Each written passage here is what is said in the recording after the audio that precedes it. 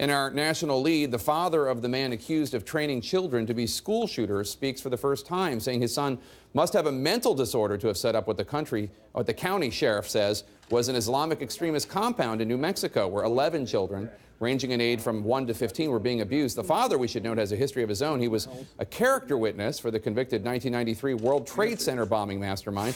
CNN's Scott McLean joins me now from New Mexico. And Scott, you have the text messages from one of the suspects.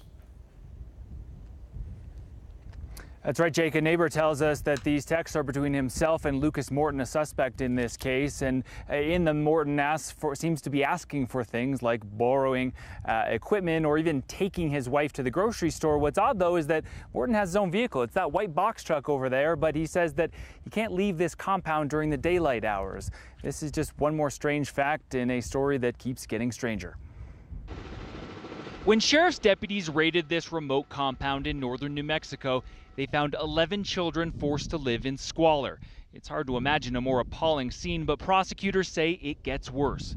According to the criminal complaints for child abuse filed against 5 adults on the compound, a subsequent foster parent says the adults had trained the child in the use of an assault rifle in preparation for future school shootings.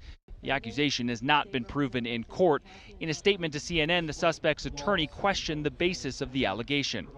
An AR-15 and 6 other guns were found on the compound that had its own makeshift shooting range. The local sheriff considered the occupants armed Islamic extremists, but offered no proof. One of them, Siraj Wahaj, was wanted in Georgia after disappearing to New Mexico with his then 3-year-old son late last year, who was later reported missing. We want to find out what happened. That's what we want to do. Even if it's if it's against them, we stand in judgment. God stands in judgment against them, and we stand on the side of truth. Wahaj's father, a New York imam, spoke to reporters today.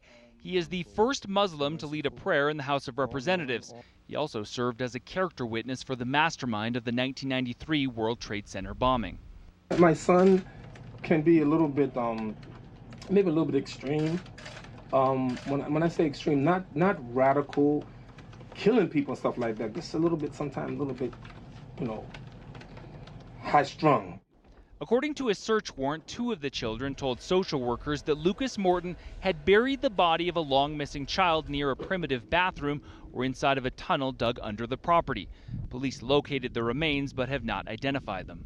CNN has obtained text messages between a neighbor and a man he says is Morton, showing Morton often asked for help, borrowing equipment or buying supplies, because he can only leave the compound after dark, explaining only that it's God's orders. Morton's father said his son lacked the resources to safely live off the grid. The day before the raid, he sent his father a text. It was saying that they was in dire need. They had ran out of money, and they, were starving. And that tunnel that deputies mentioned in their search warrant, well, it actually starts over there under that white plastic tarp, and it ends or resurfaces right over here about 40 yards away. You can see there's a ladder inside of it, but it is barely big enough for even the tiniest of humans to get out of it or get into it. Why it was built is really anyone's guess. And Jake, one more thing, that's that the medical examiner says that the body that was found somewhere on this property is badly decomposed. It is tough to identify. It still may be weeks before we know for sure.